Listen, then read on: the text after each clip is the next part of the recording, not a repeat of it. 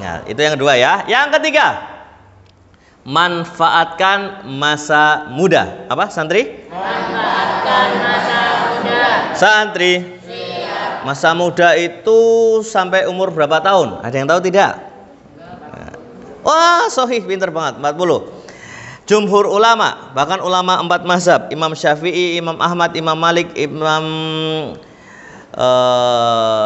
Abu Hanifah menyebutkan bahwasanya yang dimaksud pemuda adalah usianya less than 40. Wah, apa kuwi? Kurang dari 40. Dari balik sampai 40. Itu namanya masa muda. Dan ini nanti akan ditanyakan oleh Allah di yaumul hisab, di yaumul mizan, di yaumul akhir. Santri. Santri. Maka manfaatkan masa muda kita untuk apa? Untuk menolong agama Allah. Ya ayyuhalladzina amanu in tansurullaha yansurkum wa yusabbit aqdamakum. Wahai orang-orang yang beriman, jika engkau menolong agama Allah, Allah pasti menolongmu. Santri. Siap. Kalau kita menolong agama Allah, Allah pasti menolong kita. Betul atau betul? Nggih napa nggih? Ini pasti karena ini janji dari Allah. Wa yusabbit aqdamakum, dan meneguhkan kedudukanmu. Artinya kedudukan iman, kedudukan amal soleh, kedudukan kesehatan, kedudukan sosial, kedudukan ekonomi. Alhamdulillah. Santri.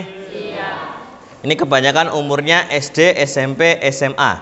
Ingat baik-baik, pada zaman Rasulullah Shallallahu Alaihi Wasallam dan para sahabat, luar biasa pemuda itu. Ya, ada pemuda yang namanya Zaid bin Sabit. Siapa santri? Zaid bin Sabit. Siapa Zaid bin Sabit? Sekretarisnya Nabi Muhammad SAW yang diutus oleh Nabi Muhammad, kemudian dilanjutkan Abu Bakar, lanjutkan Umar, selesai pada masa Utsman untuk menulis apa?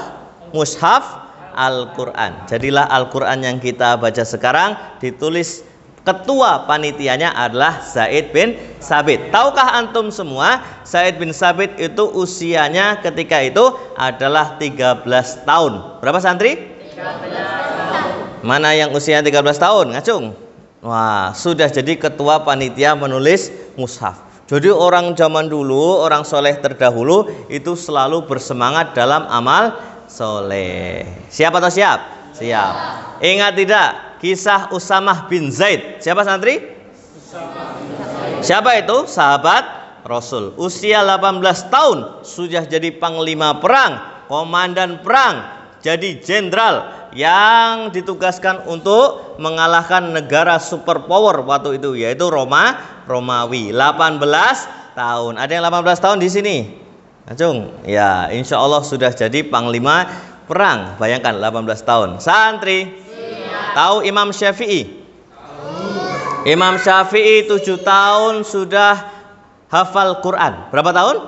7 tahun. 13 tahun sudah jadi imam di masjid besar. Subhanallah.